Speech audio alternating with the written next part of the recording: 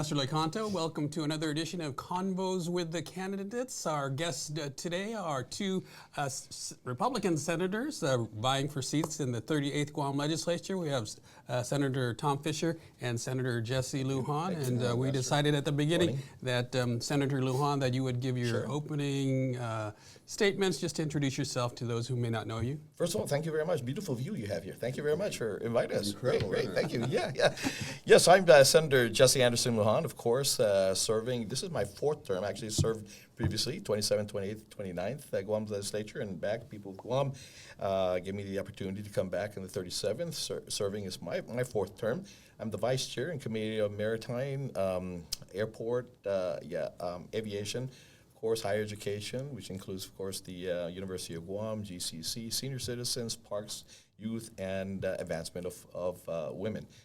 Again, I'm married. I'm a father, married to Marianne Suyao Lujan. She's Vice Mayor in Gimbao, Iloilo. We have a 12-year-old daughter going to Ateneo, and I've got two other kids, Ryan and Jessica. So I'm a father of three and a grandfather of five.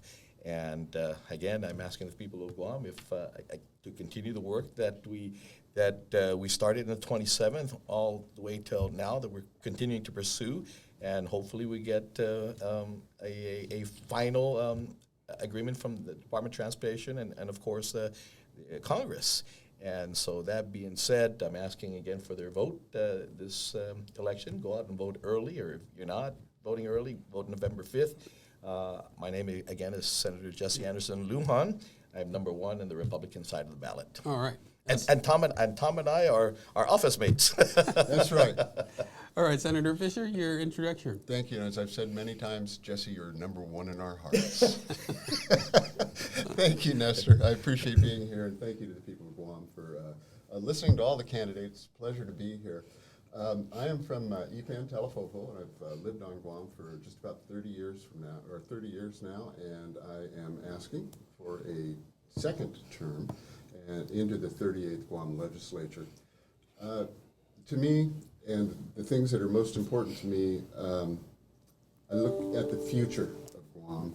I think that is our obligation as senators, all leaders, is to look at the future of Guam and see what we can do to make the future better. I think that the canary in the coal mine right now is that people are leaving Guam, and we have to do something to improve the living situation on Guam so people won't leave island where it's a brain drain. One of the things is the construction of a new hospital. If people believe that health care is not adequate on Guam, they won't stay. We've got to do something to help people get into homes, because if you can't buy a house, you're not going to stay on island. Every person who leaves island is a wound.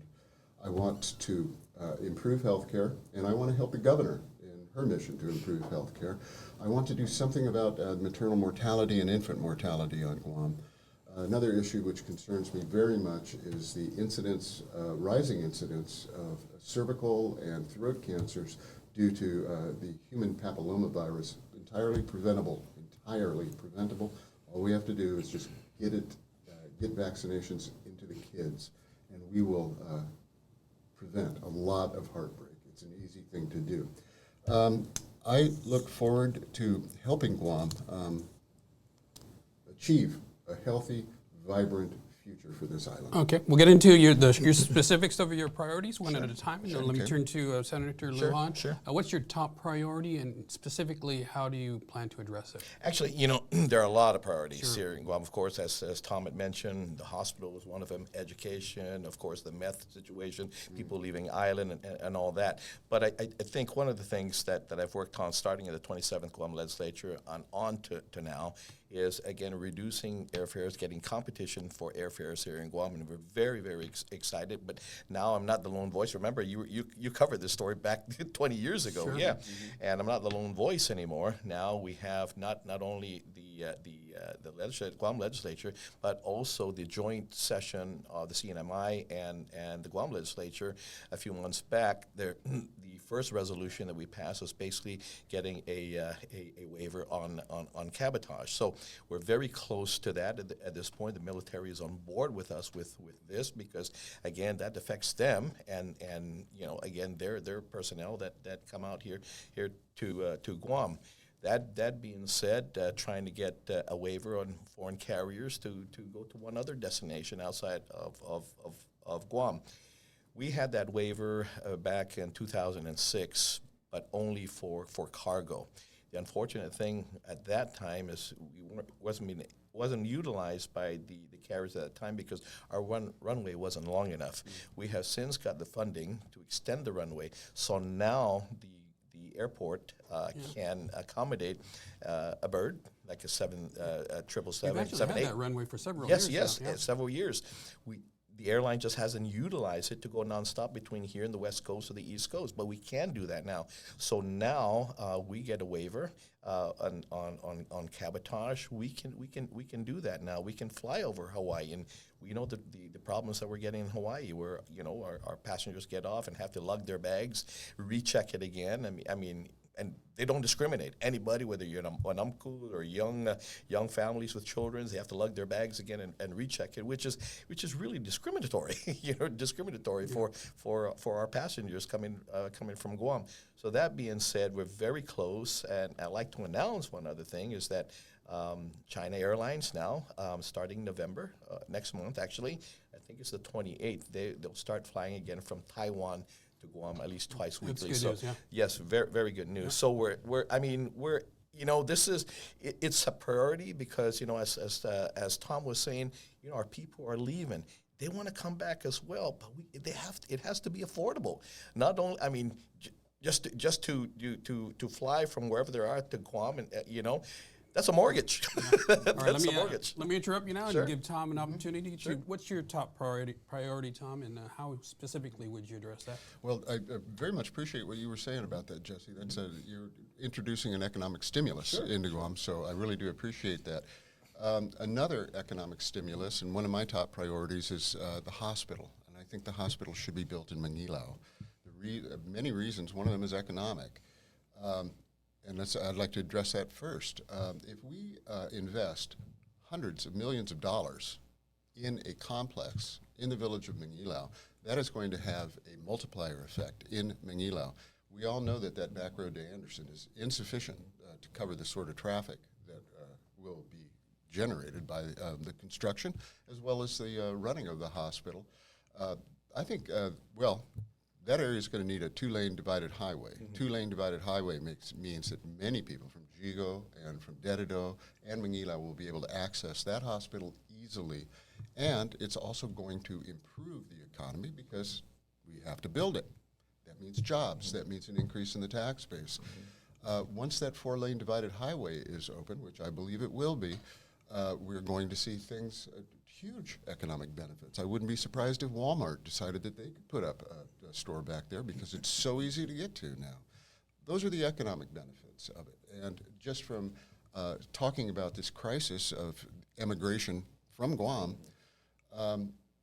if a person believes they can safely raise their family here and have medical care, not just for themselves and their children, but for the Manamco, so they don't have to leave island, so we don't atomize these families. Mm-hmm. We can keep them together on Guam because I think it is true that if a young family gets up and leaves Guam and enrolls their children back there in the States and buys a house, that they are probably not coming back to Guam. Not for a long time. Not for a long time. And those are the people we really need to stay on Guam to help us progress. So to me, the hospital is the issue.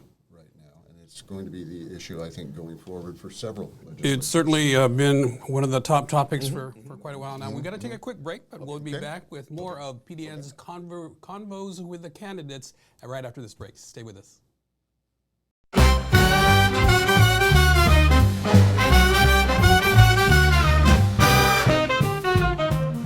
We we are back with our convos with the candidates, and our guests, of course, today, the Senators Jessie Lujan and Senator Tom Fisher. And we left off at you, Tom, so I'm going to go to Jessie. Jess, your second top priority, and how would you address it? Well, thank you very much, because let me just jump on what Senator Tom had mentioned in regards to needing a hospital, and we absolutely do need a hospital. But let me just say, Nestor and Senator Tom knows this, that I proposed to the administration and folks in regards to an interim solution for the hospital.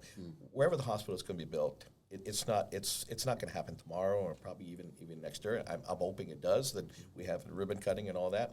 But there is the GRMC. Remember years back when they opened up and they had labor and delivery. Okay, they had that happened for a little while, and then they closed it down. We hear about labor and delivery at Guam Memorial Hospital that is in dire need of rehab and all that, right? Why can we do a public-private partnership with GRMC for that space at this point?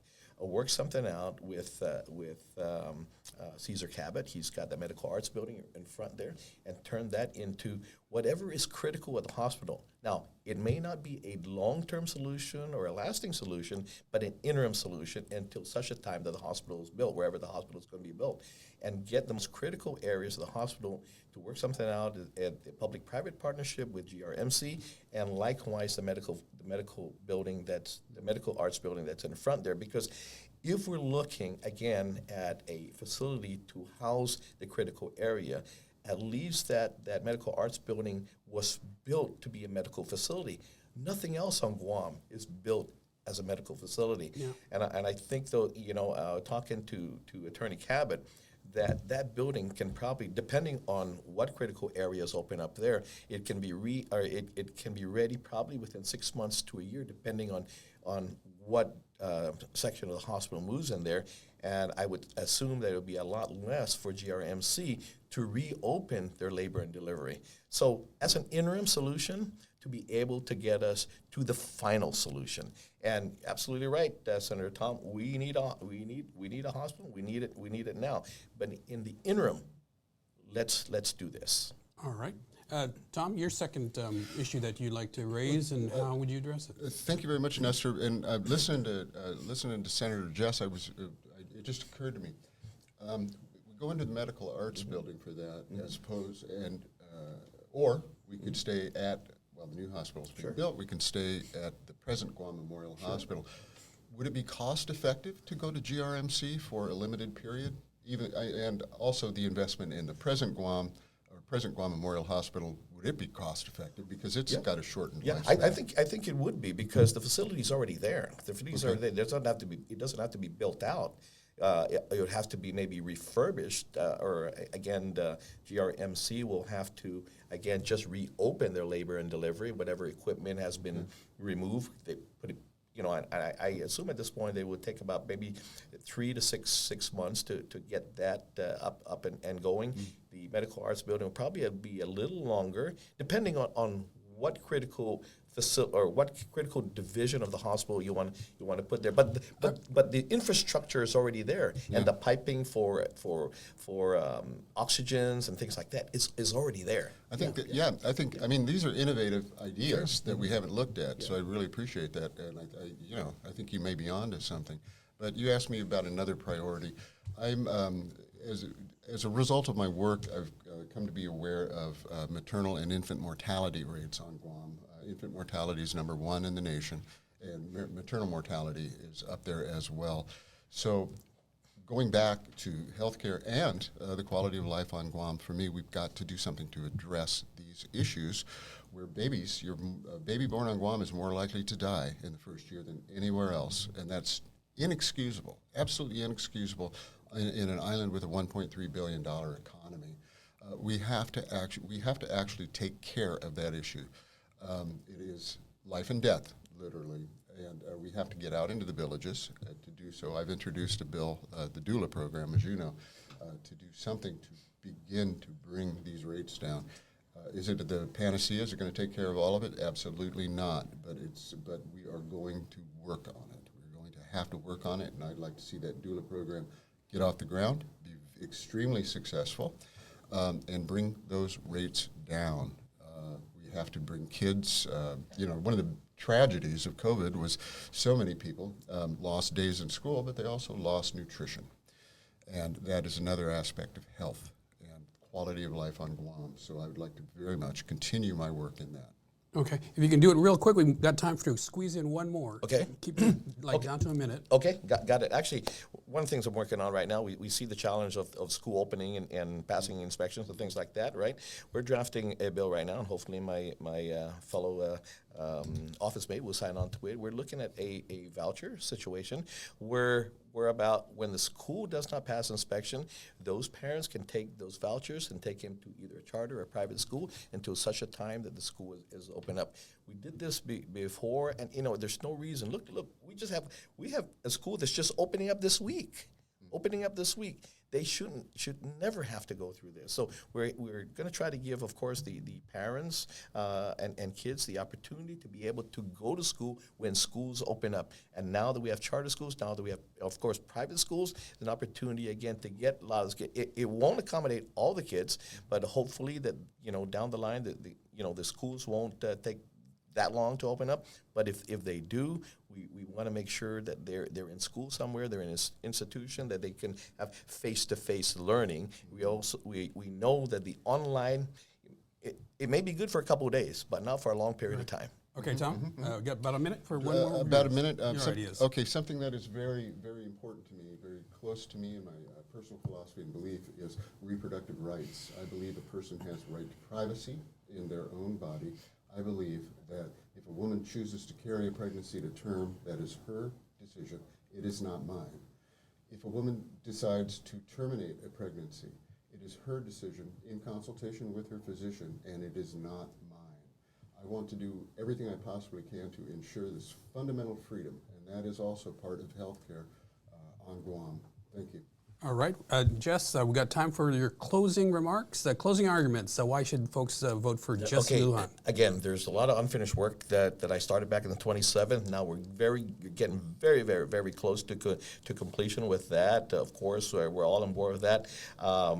Again, to try to get lower airfares, more competition for Guam. Again, likewise situation with the hospital. We have an interim solution that we're looking at, and likewise as a hopefully an interim solution as well for the situation that we see in schools that are happening right now. We have charter schools, we have private schools right now, and of course, we got two public school systems here. We Guam Public School System, and then the charter schools that are publicly funded but autonomously run, and those are prospering. So that being said, again, I'm Jessie Lujan. I'm asking your vote to continue your work, the people of Guam.